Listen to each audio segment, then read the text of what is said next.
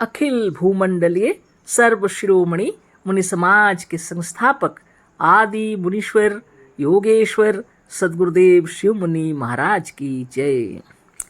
उपस्थित मुनि वृंद, साधु सज्जन वृंद, संत वृंद, साधक वृंद, आध्यात्म ज्ञान के जिज्ञासुओं और प्रेमियों, सभी श्रोता वृंद, आप सबको मेरा कोटिशः नमन, सप्रेम जय जीव। तो आध्यात्मिक चर्चा चल रही है और हम लोग सद्गुरुदेव शिव मुनि महाराज रचित ग्रंथ योग का परिचय पर चर्चा कर रहे हैं। अध्याय 4 पर चर्चा हो रही है। सद्गुरुदेव शिव मुनि महाराज शीर्षक दिए हैं सच्चा, सरल और सर्वांग पूर्ण योग। उसी के अंतर्गत छोटा छोटा शीर्षक भी दिए हैं। एक शीर्षक इसके अंदर आ रहा है भगवान की महिमा। इस पर चर्चा हो रही है, पहले से ही चर्चा हो रही है ना। तो आज आगे हम लोग चर्चा करेंगे। हाँ, सद्गुरुदेव लिखे हैं याद दिलाने के लिए, राम राम जप कर या औषधि खाकर आज तक कोई पहलवान नहीं हुआ है। यदि पुराने जमाने में ऐसा हुआ था तो अब क्यों नहीं होता, है ना। पुराने जमाने में भी गेहूं से गेहूं और इमली से इमली होती थी। झूठे किस्से आज भी गढ़े जाते हैं और पहले भी गढ़े जाते थे। पुराने लोग संस्कृत में किस्सा को कथा कहते थे। कथा का अर्थ भी किस्सा है। औषधि खाकर या ईश्वर ईश्वर और भगवान भगवान करके पुराने जमाने में भी कोई पहलवान नहीं हो सका है। पहलवान होने का भी एक निश्चित नियम है और उस नियम का नाम है व्यायाम। जैसे बिना गेहूं के गेहूं उत्पन्न नहीं हो सकता, उसी तरह से बिना व्यायाम के कोई बलवान नहीं हो सकता, यह निश्चित है। तो यहाँ तक चर्चा हो गई है ना। आगे हम लोग आज पढ़ेंगे, है ना। सद्गुरुदेव क्या लिखे हैं आगे आज हम लोग पढ़ेंगे। व्यायाम भी जिस अंग का होता है वही अंग पुष्ट होता है। तो बहुत बड़ी बात है ना। व्यायाम भी जिस अंग का होता है वही अंग पुष्ट होता है, सद्गुरुदेव कह रहे हैं। बहुत बड़ी बात है ये, आप भी अनुभव किए होंगे, है ना। तो बहुत बड़ी बात है ये। हाथ का व्यायाम करने से पैर नहीं पुष्ट हो सकता। मनुष्य को सर्वांग से पुष्ट होना चाहिए ना। पूरा शरीर स्वस्थ रहना चाहिए, सद्गुरुदेव कह रहे हैं। हृष्ट पुष्ट तंदुरुस्त पूरा शरीर होना चाहिए। सद्गुरुदेव कह रहे हैं जिस अंग का व्यायाम होता है वही पुष्ट होता है। हाथ का व्यायाम करने से पैर नहीं पुष्ट हो सकता। मनुष्य को सर्वांग से पुष्ट होना चाहिए। पर व्यायाम कोई भी ऐसा नहीं है जिससे मनुष्य के सर्वांग का व्यायाम हो सके। एक योग व्यायाम ही ऐसा व्यायाम है जिससे मनुष्य अपने सर्वांग का व्यायाम कर सकता है। देखिए बहुत सुंदर बात है। संसार में जितने व्यायाम है वो सब कुछ सर्वांग नहीं है उसमें, है ना। मात्र एक योग व्यायाम ही ऐसा व्यायाम है जिससे मनुष्य अपने सर्वांग का व्यायाम कर सकता है। योग व्यायाम में जो हम लोग करते हैं, है ना, आँख, कान, जिह्वा, फेफड़ा, बाहु, छाती, पेट, अंतड़ी, जनेंद्रिय और प्राण, मन, बुद्धि, मस्तिष्क और आत्मा सबका व्यायाम है। धन्य धन्य सद्गुरुदेव शिव मुनि महाराज की जय, जिन्होंने इतना सुंदर चक्रभेदन बताया है जिसमें रोम रोम की साधना हो जाती है ना। रोम रोम का व्यायाम हो जाता है, रोम रोम का एक्सरसाइज हो जाता है। उसके अंदर मन, बुद्धि, प्राण, मस्तिष्क, आत्मा सबका व्यायाम होता है ना। यही बात है ना। जिससे ना तस्य रोगो न जरा न मृत्यु प्राप्तस्य योगाग्निमयम शरीरम कह के ऋषि मुनि लिख कर चले गए। उसको हृदयंगम करके अपने दिलो जिगर से प्रेम से व्यायाम कीजिए। चक्रभेदन योग साधन कीजिए, है ना, जिसको हम लोग साधन कहते हैं, है ना। साधन यही है जिससे हम लोग मोक्ष प्राप्त कर सकेंगे, है ना। अतः इस योग व्यायाम से बढ़कर दूसरा कोई व्यायाम ही नहीं है। सद्गुरुदेव कह रहे हैं इस योग व्यायाम से बढ़कर दूसरा कोई व्यायाम ही नहीं है। इस मुनि समाज के योग साधन से बढ़कर दूसरा कोई साधन ही नहीं है। संसार में और लोग भी योग साधन बतलाते हैं, पर कोई सर्वांग पूर्ण योग की शिक्षा नहीं देता। कहाँ से देंगे, है ना। अपना अपना बता रहे हैं, जो जितना अपना कर लिए हैं अनुभव उस हिसाब से बता रहे हैं, लेकिन सर्वांग पूर्ण योग की शिक्षा सिर्फ मुनि समाज में बतलाई जाती है। कोई केवल आसन बताता है, कोई केवल प्राणायाम बतलाता है, कोई केवल धारणा और ध्यान बतलाता है, पर सर्वांग पूर्ण योग कोई नहीं बताता।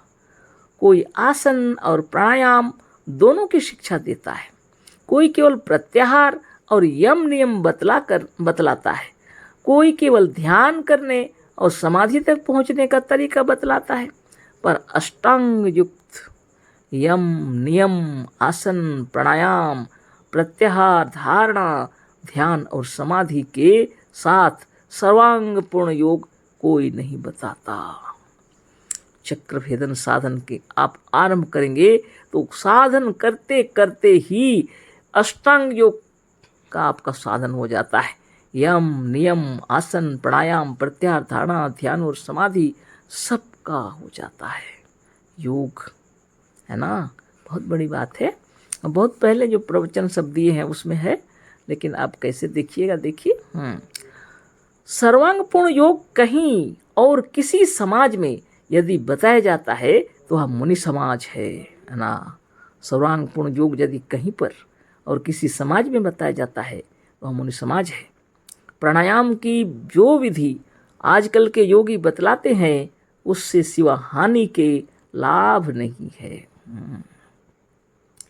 बहुत से योगी लोग प्राणायाम बतला रहे हैं, लेकिन उससे हानि भी हो सकता है। सिर्फ लाभ होगा ऐसी बात नहीं है। किसी किसी का लाभ हो जाता है, किसी किसी की हानि। लेकिन देखिए सद्गुरुदेव शिव मुनि महाराज जो प्राणायाम बतलाए हैं इससे कोई हानि नहीं होती, है ना। आगे पढ़ते हैं। किसी तरह से भी शरीर के किसी वेग को रोकना एक भयंकर कार्य है। फिर श्वास वेग को नाक पकड़कर रोकना या वर्तमान आर्य समाजियों की रीति से उसे मनोबल द्वारा ही भीतर या बाहर रोक देना तो और भी भयंकर है। प्राणायाम में लोग यही सब करते हैं, है ना। एक तो भीतर एक तो बाहर प्राण को रोकते हैं। ऐसी बात नहीं है। आप ध्यान लगाते रहिए, स्वतः रुक जाएगा, है ना। पर मुनि समाज की सारी विधि अत्यंत सरल है। प्राणायाम भी ऐसा सरल है कि बिना रोके आप से आप स्वाभाविक और प्राकृतिक रूप में हो जाता है। प्राणायाम प्राण का आयाम विश्राम हो जाता है ना। आप ध्यान लगाइए, सब हो जाएगा, है ना। आगे पढ़ते हैं। मुनि समाज का सच्चा योग एक उच्च कक्षा का सच्चा योग है। मुनि समाज में जो योग बतलाया जाता है वो सच्चा योग है और उच्च कक्षा का विज्ञान है। गुरुदेव कह रहे हैं मुनि समाज का सच्चा योग एक उच्च कक्षा का सच्चा विज्ञान है। यह स्वाभाविक और प्राकृतिक है, बिल्कुल स्वाभाविक और प्राकृतिक है ना। यही प्राचीन योग है। ये सबसे पहले यही योग बताया जाता था, उसको बता रहे हैं सद्गुरुदेव। यही वह योग है जिसका उपदेश प्राचीन काल के ऋषि मुनि और योगी दिया करते थे। वह ज्ञान सूक्ष्म रूप से पुस्तक में अब भी विद्यमान है, पर अयोगी लोग उसका उल्टा अर्थ कर रहे हैं। तो सद्गुरुदेव बतला रहे हैं प्राचीन काल के मुनिजन भी यही साधन करते थे और बतलाते भी थे, और किताबों में भी सूक्ष्म रूप से है ना, विद्यमान है। लेकिन अयोगी लोग उसका उल्टा अर्थ करते हैं, समझ नहीं पाते।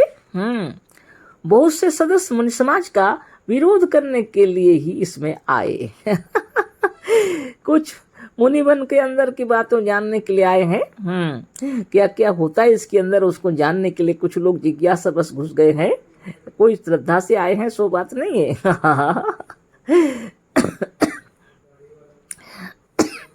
अतः उन्होंने ना इसको ध्यान से सुना, न समझा और न करते हैं।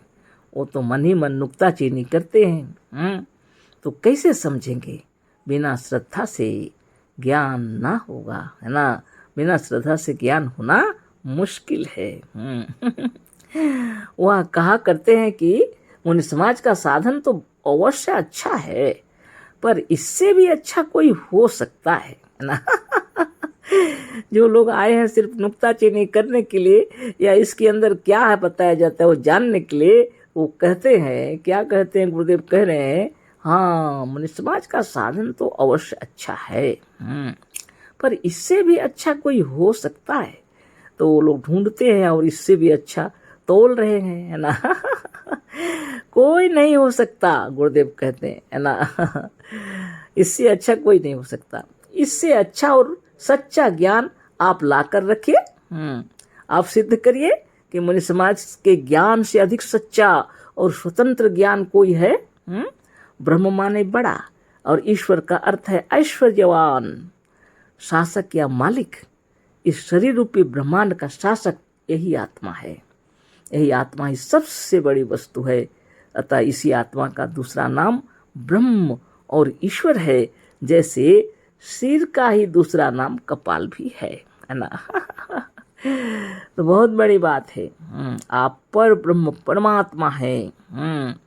आप यथार्थ में ईश्वर हैं, ऐसा कौन बताएगा?